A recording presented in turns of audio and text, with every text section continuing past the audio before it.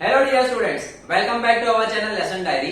आज हम structures of organization, total 5 types के स्ट्रक्चर है, linear, functional, formal and informal and matrix organization. उसमें से जो उसका फर्स्ट टाइप है लीनियर ऑर्गेनाइजेशन, जिसे लाइन ऑर्गेनाइजेशन भी कहा जाता है, उसके बारे में डिस्कस करेंगे कि लीनियर ऑर्गेनाइजेशन का मीनिंग क्या है, वो कैसे फॉर्म होता है, and also we will discuss about merits and demerits.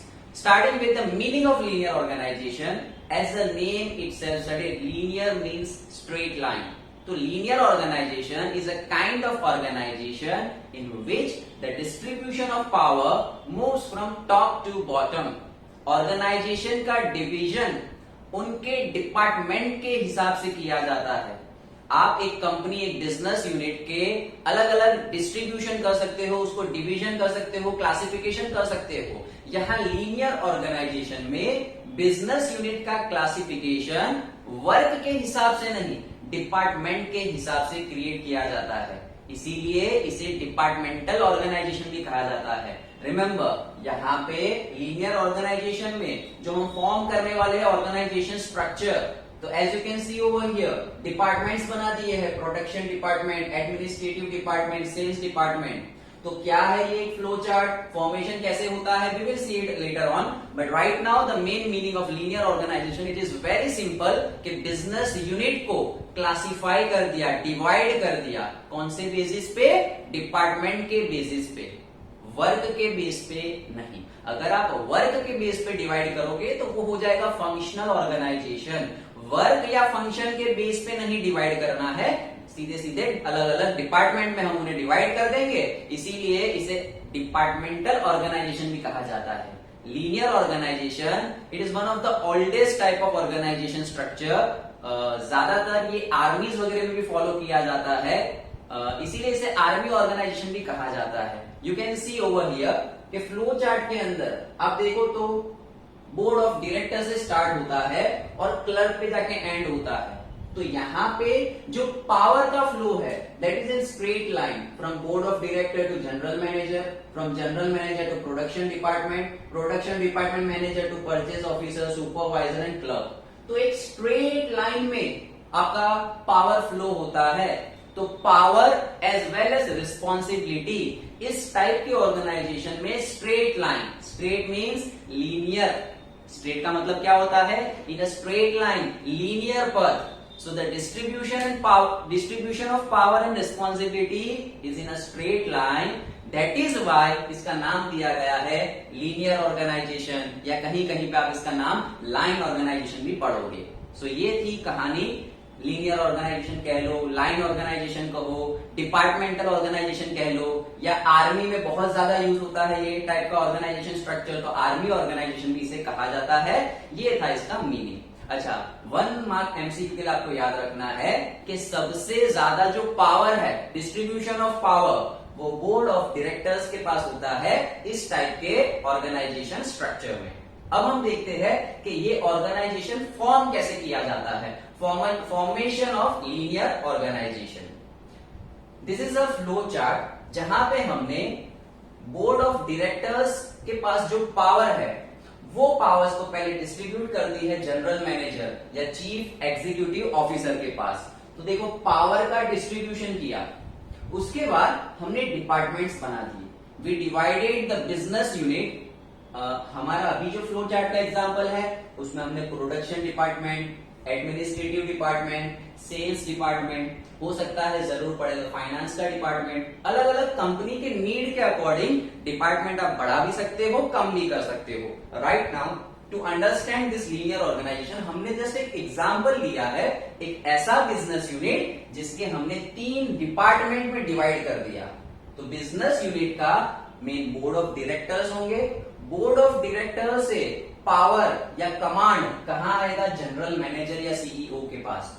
अब जनरल मैनेजर वो अपना पावर प्रोडक्शन डिपार्टमेंट के मैनेजर को देगा, एडमिनिस्ट्रेटिव मैनेजर को देगा और सेल्स डिपार्टमेंट के मैनेजर को देगा। So see power is flowing from here to here, then general manager to production, administrative and sales department manager. अब प्रोडक्शन डिपार्टमेंट में भी अलग अलग काइंड होगी। प्रोडक्शन डिपार्टमेंट में अलग एक परचेस ऑफिसर होगा अकॉर्डिंग टू द नीड। ये जस्ट एक एग्जांपल सेट किया है, जैसे जहां पे जरूर, क्योंकि प्रोडक्शन डिपार्टमेंट है तो वहां पे एक परचेस का अलग ऑफिसर होगा। परचेस का ऑफिसर वो अपने सुपरवाइजर और अपने क्लर्क को हैंडल करेगा। प्रोडक्शन का ऑफिसर वो अपने सुपरवाइजर, प्रोडक्शन में फोरमैन की या वर्कमैन की जरूरत है तो उनको हैंडल करेगा। एडमिनिस्ट्रेटिव डिपार्टमेंट का जो मैनेजर होगा, तो यहाँ पे एडमिनिस्ट्रेटिव का मैनेजर वो एडमिनिस्ट्रेटिव ऑफिसर को और अकाउंट ऑफिसर को कमांड करेगा। एडमिनिस्ट्रेटिव ऑफिसर वो अपने क्लर्क से काम कराएगा, अकाउंट ऑफिसर वो अपने क्लर्क से काम कराएगा।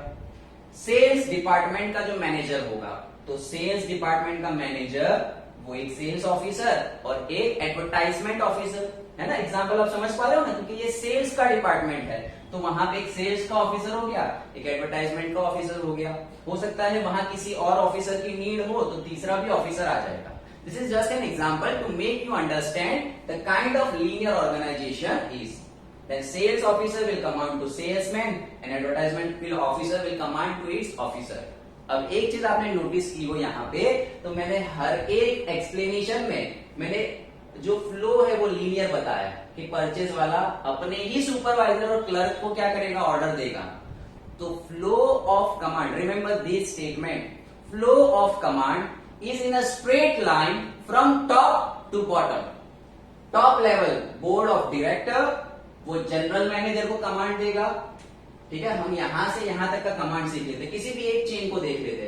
तो बोर्ड ऑफ डायरेक्टर उसने कमांड दिया जनरल मैनेजर को, जनरल मैनेजर ने एडमिनिस्ट्रेटिव डिपार्टमेंट के मैनेजर को, एडमिनिस्ट्रेटिव का जो डिपार्टमेंटल मैनेजर होगा यहाँ पे, वो डिपार्टमेंटल मैनेजर ऑर्डर देगा, कमांड देगा एडमिनिस्ट्रेटिव ऑफिसर या अकाउंट ऑफिसर को।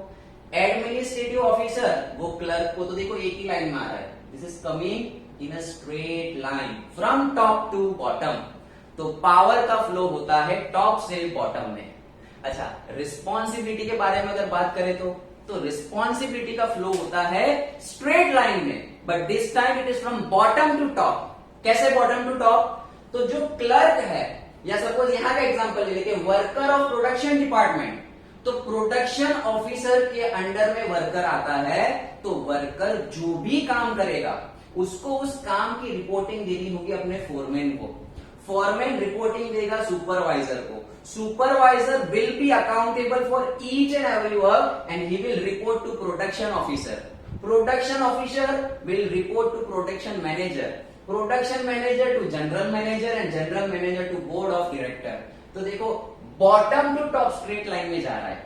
तो पावर का डिस्ट्रीब्यूशन बोर्ड ऑफ डायरेक्टर से लोएस्ट एम्प्लॉय तक top to bottom straight line में लीनियर जाता है, जबकि रिस्पॉन्सिबिलिटी का फ्लो वो बॉटम से टॉप जाता है in a straight line. So this was all about linear organization और लाइन ऑर्गेनाइजेशन। अच्छा, इसके अंदर एक खासियत क्या है कि डिपार्टमेंट अलग अलग हो गए हैं। तो क्योंकि डिपार्टमेंट अलग हो गए हैं, डिसीजन मेकिंग बहुत फास्ट हो गया है। अच्छा, अब एक चीज ध्यान रखना कि लीनियर ऑर्गेनाइजेशन के अंदर कोई एक पर्टिकुलर ऑफिसर लेवल का बंदा या चीफ ऑफिसर वो अपने ही डिपार्टमेंट के, अपने ही लेवल के एम्प्लॉयज को ऑर्डर दे सकता है, यानी यहाँ पे यूनिटी ऑफ कमांड है। तो जो एडमिनिस्ट्रेटिव का ऑफिसर होगा वो सेल्स के एम्प्लॉयज को ऑर्डर नहीं दे सकेगा। जो सेल्स डिपार्टमेंट का कोई मैनेजर है तो वो प्रोडक्शन डिपार्टमेंट के क्लर्क को कुछ नहीं कह सकता है। तो यहाँ पे यूनिटी ऑफ कमांड होगा। यूनिटी ऑफ कमांड मतलब कौन किसे ऑर्डर देने वाला है, कौन किससे ऑर्डर लेगा, कौन किसको रिपोर्ट करेगा, वो यहाँ पे बहुत ही डिटेल वे में पिंच किया गया है, बताया गया है। तो यहाँ पे कोई किसी को गोली नहीं पिला सकता। अगर किसी को कुछ काम दिया गया है तो उसको एग्जैक्टली पता होगा। जैसे क्लर्क अकाउंट ऑफिसर का है तो उसे पता होगा कि मुझे काम अकाउंट के ऑफिसर ने ही दिया है, मैं उसी का काम करूंगा। अगर सेल्स का ऑफिसर देगा तो मैं काम नहीं करूंगा। और वैसे ही अकाउंट के ऑफिसर को पता है कि जो काम मैंने क्लर्क को दिया है वो उसकी रिस्पॉन्सिबिलिटी है। तो XYZ जो भी क्लर्क को काम दिया है, अगर वो काम उससे नहीं हो पाया तो तुरंत ही अकाउंट ऑफिसर को जब वो रिपोर्ट करेगा तो उसे पता चल जाएगा कि इसने अपनी रिस्पॉन्सिबिलिटी सही से निभाई है या नहीं निभाई है। तो अब अगर हम डिस्कस करें इसके advantages and disadvantages, merits and demerits, तो मेरिट्स क्या बनती है?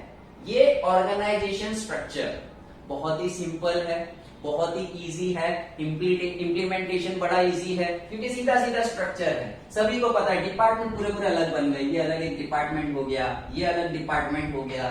सो it is very easy to understand, simple structure, implementation is very easy. That is the first merit. Second merit सबसे इंपॉर्टेंट क्या है? Unity in command. Unity in command मतलब कौन किसे ऑर्डर देगा और कौन किसे रिपोर्ट करेगा, वो बिल्कुल अच्छे वे में, डिटेल वे में पिन पॉइंट किया गया है कि परचेस ऑफिसर वो एडमिनिस्ट्रेटिव डिपार्टमेंट के मैनेजर को कुछ भी जवाब नहीं देगा। तो कभी ये बहाना नहीं दे पाएगा इसको कि सर मुझे तो इसने काम दिया था इसलिए मैंने आपका काम नहीं किया, नेवर। इसको सिर्फ ऑर्डर कौन दे सकता है?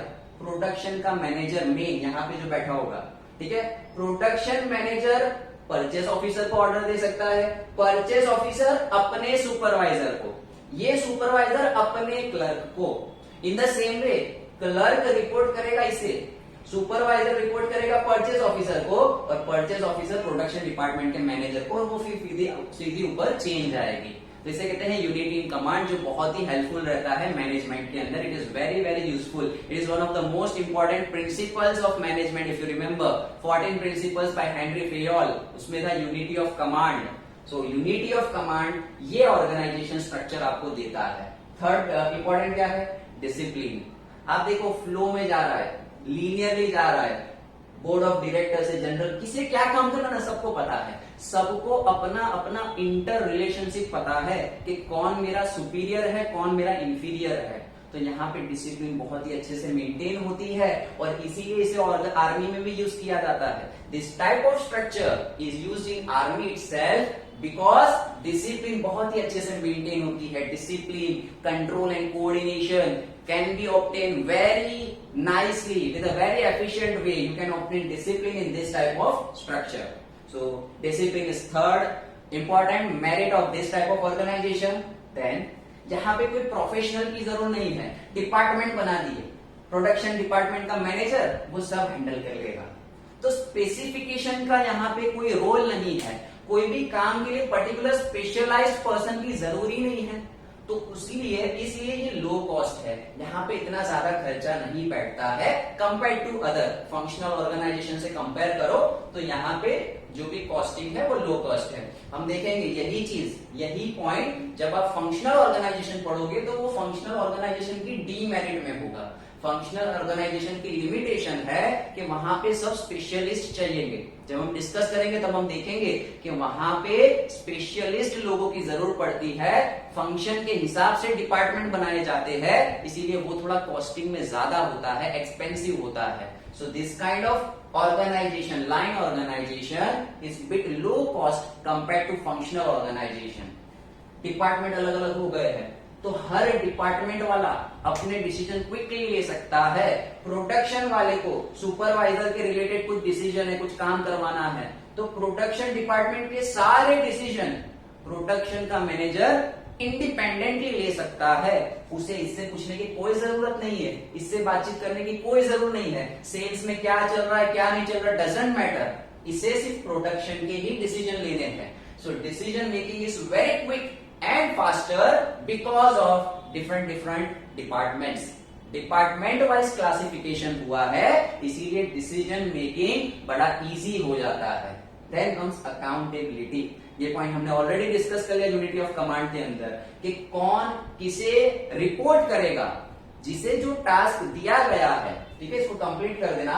अकाउंटेबिलिटी ऑफ गिवन रिस्पॉन्सिबिलिटी, कि जिसको जो काम दिया है वो काम उसने किया या नहीं किया, वो बड़े अच्छे से यहाँ पे पकड़ में आ जाएगा। कोई भी किसी को कुछ बहाना नहीं दे पाएगा। अगर यहाँ पे परचेज ऑफिसर के थ्रू क्लर्क को कुछ काम दिया गया है, वो काम कितने हद तक अच्छे से हुआ, नहीं हुआ, इनकम्प्लीट रह गया, वो सारी रिपोर्टिंग इस सुपरवाइजर के थ्रू परचेज ऑफिसर को मिलने वाली है। तो काम हुआ है नहीं हुआ, रिस्पॉन्सिबिलिटी गॉट कंप्लीटेड और not can easily be known in this kind of organization. तो रिस्पॉन्सिबिलिटी की अकाउंटेबिलिटी बहुत ही अच्छी रहती है लीनियर ऑर्गेनाइजेशन में। यही चीज को हम डिस्कस करेंगे फंक्शनल ऑर्गेनाइजेशन में कि वहां पे ये अकाउंटेबिलिटी का है ही नहीं। वहां पे एक ही पर्सन को, एक ही एम्प्लॉय को 3-4 अलग अलग ग्रुप के लोग, मैनेजर्स ऑर्डर देते हैं तो वो छिटक जाता है। तो फंक्शनल डिपार्टमेंट का ये डीमेरिट बन जाएगा। सारे के सारे डीमेरिट नहीं है फंक्शन के, कुछ एक दो जो मैंने बताए जो लीनियर के मेरिट है, फंक्शनल के डीमेरिट है। तो ये हमने डिस्कस कर लिए लीनियर ऑर्गेनाइजेशन के बेनिफिट्स। क्या बेनिफिट्स थे? सिंपल है, यूनिटी इन कमांड है, डिसिप्लिन मेंटेन हो सकता है, लो कॉस्ट है compare to functional organization, quick decisions लिए जा सकते हैं क्योंकि डिपार्टमेंट अलग अलग है, accountability of responsibility can be done. Now what are the demerits? हर सिक्के के दो पहलू होते हैं, मेरिट्स होते हैं, डीमेरिट्स होते हैं। डिसएडवांटेजेस क्या है, माइनस पॉइंट क्या है इसके? Lack of specialization. आपने पूरे बिजनेस यूनिट को क्लासिफाई कर दिया, डिवाइड कर दिया, टुकड़ों में टुकड़े टुकड़े कर दिए बिजनेस यूनिट के। किस बेसिस पे टुकड़े किए, किस बेसिस पे क्लासिफाई किया? डिपार्टमेंट के हिसाब से। आपने वर्क के हिसाब से डिवीजन नहीं किया है। लीनियर ऑर्गेनाइजेशन का मीनिंग ही क्या है? It is departmental organization. Division is done on the basis of department, not on the basis of work. तो वो उसका डीमेरिट है कि यहाँ पे जो प्रोडक्शन का बंदा है वो प्रोडक्शन के रिलेटेड सिर्फ ये इतने ही काम करेगा, प्रोडक्शन के सारे कामकाज कर लेगा। जबकि फंक्शनल के अंदर क्या होगा? फंक्शनल ऑर्गेनाइजेशन में अगर कोई एक बंदा सेल्स का मैनेजर है तो वो सिर्फ सेल्स के काम करेगा, कंप्लीट। हर पूरी कंपनी में कहीं भी सेल्स का काम है तो वो पर्सन उसको करेगा, तो वो उसका स्पेशलाइजेशन होता जाएगा। He will be the master of that particular field. जबकि यहाँ पे जो पर्टिकुलर जो एम्प्लॉयज जिस चीज में डिपार्टमेंट वाइज डिवाइड किए गए हैं उनको उनका स्पेशलाइजेशन नहीं मिलेगा। So here lack of specialization is there, है ना। देखो लैक ऑफ स्पेशलाइजेशन है तभी ये लो कॉस्ट है। फंक्शनल ऑर्गेनाइजेशन में स्पेशलाइजेशन उसकी मेरिट है, उसका फायदा है, तो इसीलिए वो एक्सपेंसिव है। तो इंटरचेंज कर दो अगर आप इन चीजों को कि वहां पे हो जाएगा costing is expensive, demerit of functional organization, तो ये हो जाएगा specialization will be the merit of functional organization. When we will discuss about functional organization we will see it later on. Then expert advice का भी lack है, lack of specialization and expert advice दोनों का lacking है। क्यों lacking है? देखो यहाँ पे प्रोडक्शन डिपार्टमेंट का मैनेजर वो सीधा सीधा ऑर्डर किससे लेगा? जनरल मैनेजर से, यानी इसका पूरा पूरा रिलेशन इसके साथ है। तो अगर इसको कोई एडवाइस चाहिए, ठीक है, कई बार होता है इनफॉर्मल में भी बातें होती है, ठीक है। अच्छा याद रखो लीनियर ऑर्गेनाइजेशन पहले तो एक टाइप है फॉर्मल ऑर्गेनाइजेशन का, बहुत ही ज्यादा डिसिप्लिन्ड है and it is a kind of formal organization. अब आपको पता है फॉर्मल ऑर्गेनाइजेशन में आप इनफॉर्मल वे में नहीं रह सकते हो, आपको जो रूल्स एंड रेगुलेशन है उसी हिसाब से रहना होगा। तो अगर प्रोडक्शन का जो यहाँ पे मैनेजर है वो चाहे तो भी एडमिनिस्ट्रेटिव डिपार्टमेंट के मैनेजर से वो एडवाइस नहीं ले सकता, उससे वो शेयर नहीं कर सकता, फीडबैक नहीं ले सकता है, ठीक है। तो ये एक लिमिटेशन है कि जो भी एक्सपर्ट एडवाइस लेना चाहते हैं तो यहाँ पे एक्सपर्ट एडवाइस का लैकिंग है। हाँ ऑफ कोर्स प्रोडक्शन का मैनेजर वो जनरल मैनेजर से तो बातचीत कर पाएगा, बट वो एडमिनिस्ट्रेटिव मैनेजर से चाहे तो सेल्स डिपार्टमेंट के मैनेजर से उससे वो एक्सपर्ट एडवाइस ले पाएगा नहीं, तो इसके ऊपर बहुत ही ज्यादा बर्डन आने वाला है। सेकेंड लिमिटेशन क्या है? एक्सपर्ट एडवाइस नहीं ले सकता, लैक है। ले सकते हैं बट इतना खुल के नहीं जितना फंक्शनल ऑर्गेनाइजेशन वगैरह में हो सकता है। अब क्योंकि आप देखो तो क्लर्क प्रोडक्शन का, यहां पे प्रोडक्शन मैनेजर के जिम्मे सब कुछ आ गया, तो प्रोडक्शन की सारी जिम्मेदारियां इस पूरे डिपार्टमेंट में क्या हो रहा है क्या नहीं हो रहा वो प्रोडक्शन का मैनेजर जनरल मैनेजर को रिपोर्ट करेगा। तो इसके ऊपर बहुत ज्यादा बर्डन आ गया। इसको परचेज ऑफिसर को भी देखना है, प्रोडक्शन ऑफिसर को भी देखना है, इनके सुपरवाइजर प्लस इनसे भी सारी रिपोर्टिंग, यानी ये पूरी की पूरी रिपोर्टिंग, ये पूरा का पूरा कामकाज इस एक बंदे को हैंडल करना है। So there is burden on CO, CEO means chief officer. ऐसा जरूरी नहीं कि जो मेन मैनेजर है उसी के ऊपर, जो चीफ ऑफिसर है, हो सकता है वो सिर्फ एडमिनिस्ट्रेटिव ऑफिसर हो सकता है वो कोई पर्टिकुलर सुपरवाइजर हो। तो एक पर्टिकुलर बंदे के ऊपर, उसके अंडर में जो टीम है उसकी बहुत सारी रिस्पॉन्सिबिलिटी आ जा रही है, तो उसके ऊपर वो बर्डन हो गया। तो burden on chief officer is a limitation of this kind of organisation.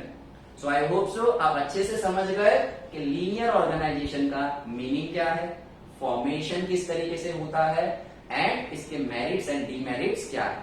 Once again for the last time हम इसका सिर्फ कंक्लूजन ले लेते हैं, क्विक रिवीजन ले लेते हैं कि हमने इससे सीखा क्या।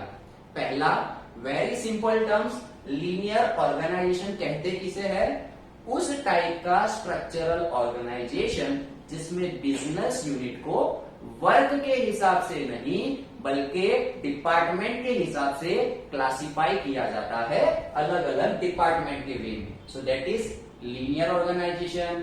Other names are line organization, departmental organization and army organization. अच्छा, इस तरीके से फॉर्मेशन होगा।